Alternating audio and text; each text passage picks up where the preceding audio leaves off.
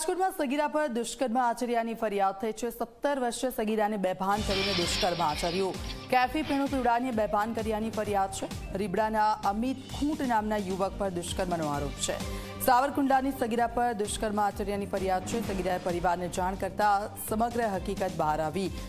સગીરાને આરોપી સાથે એક સપ્તાહ પહેલા જ પરિચય થયો હતો। પોલીસે ફરિયાદના આધારે કાર્યવાહી હાથ ધરી છે।